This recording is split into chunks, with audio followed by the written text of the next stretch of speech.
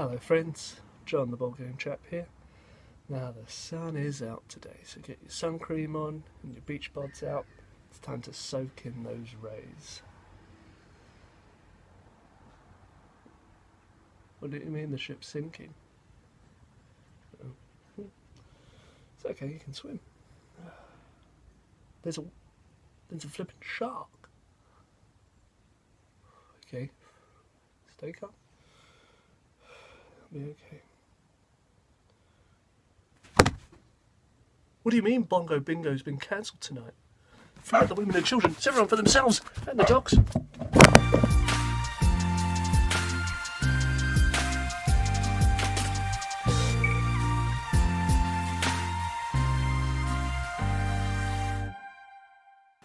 Today we will be looking at Get Bit Deluxe, a raucous little bluffing game from Mayday Games. You are all pirates who've just been thrown overboard after a failed mutiny. You must swim to shore, however, there is a famished shark hot on your heels. You must swim faster than your friends or it will be you who is on the menu. Let's crack it open, have a gander at how it plays, and see what I think of it. The game comes with a deck of cards, this paper rule book which also acts as a playing board, which actually acts more as a hindrance rather than any help, because if you need to check the rules you've got to pick it up. Also it's very flimsy on the table, doesn't help.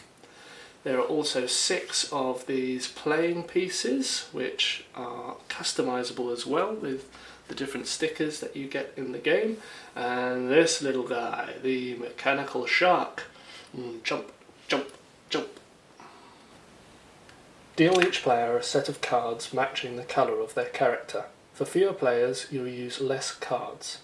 Place your pirates in any order in a line, with the shark right at the beginning, and it's time to rock and roll.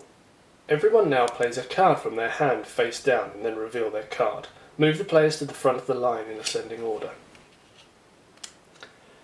Now it's time to move them. So we'll start with any of the ones. Black has played a 1, so they will move first up to the front of the line.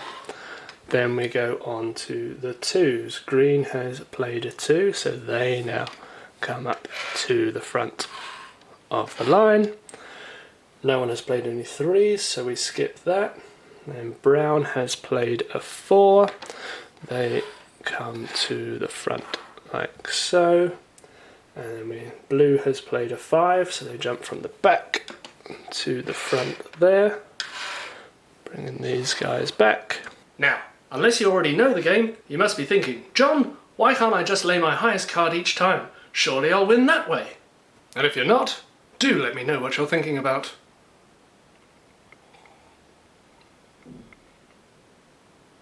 If you play the same card as somebody else, you two cancel each other out and do not move at all. This is when bluffing comes into play and thinking about what number to choose. The red and the white both played a 7, so they cancel each other out, so they stay at the back of the line. So the character who played a 1 has moved ahead of the players who played 7s. Here comes one of the coolest ways to keep track of your lives in games. Every time you end up at the back, the shark eats one of your limbs and you actually rip them off your playing piece. If you get bit, you immediately get moved to the front of the line and your discard pile comes back to your hand. If you're playing well enough and you get down to 1 card in your hand because you haven't been bitten for a while, you get all your discard cards back into your hand. If you lose 4 limbs, you are eliminated from the game. Play continues like this until 2 players are left. Whoever is at the back of the pairing immediately gets eaten and the lone swimmer reaches the safety of the island and wins. Dear Diary, it's been 9 long months since that fateful day when I won that game of Get Bit. And my arm and legs were taken from me. All my friends barbarically perished from that fiendish beast of the azure depths. their screams haunting my dreams each and every night, the guilt consuming me to my core. Did I really win that day? Can I truly call myself a winner? Hey, John, the luau's starting. You coming? Oh, you know it, Derek. I'll be there faster than you can say coconut. Ha ha!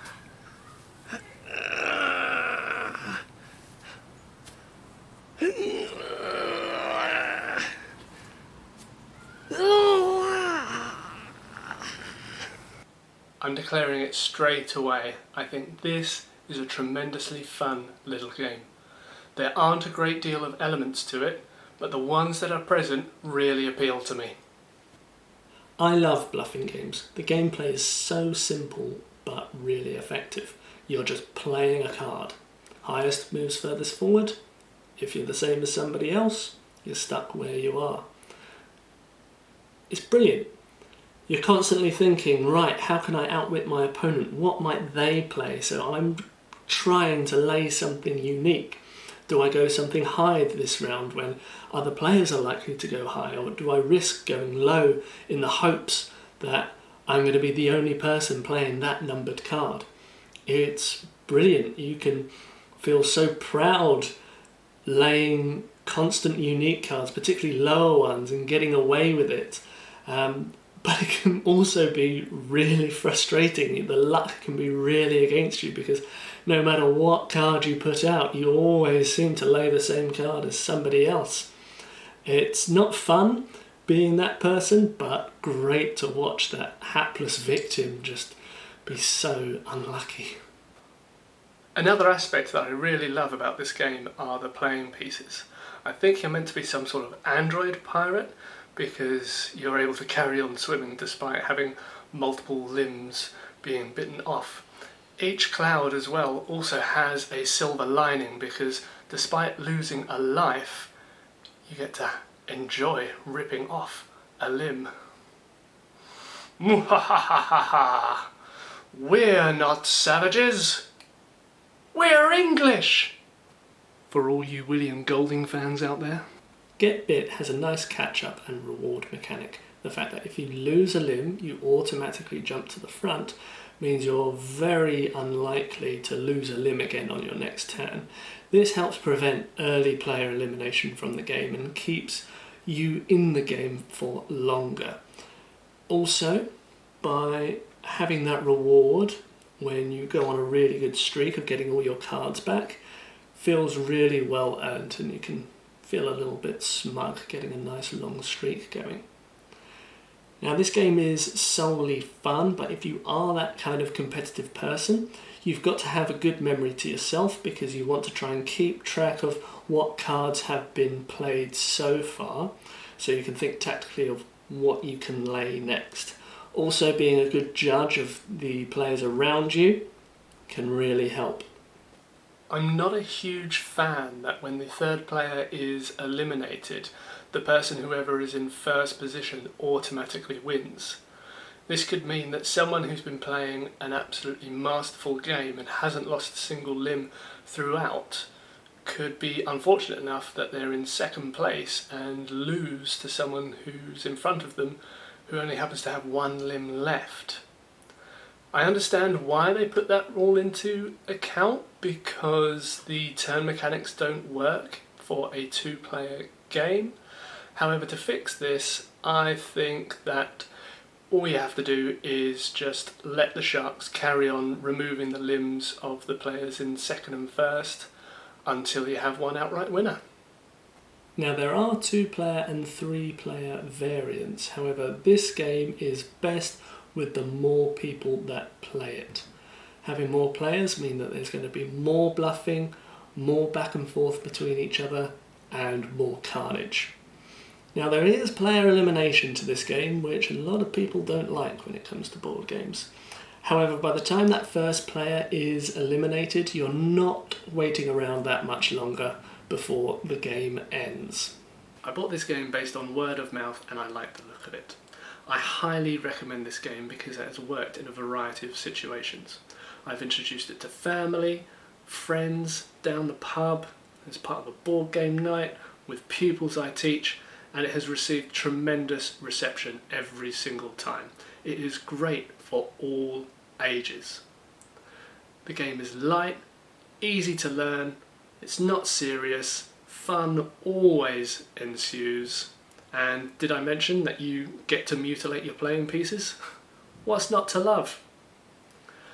The game is affordable, I think it is a great gift, and I absolutely love it. Buy it! And so there ends another review. Tell me what you thought of it down in the comments below. What are your thoughts on the game? Are there any other light games that you suggest that have a wide appeal to different audiences? Are there any games you want to see me review in the future? If so, let me know. Happy gaming and cheerio.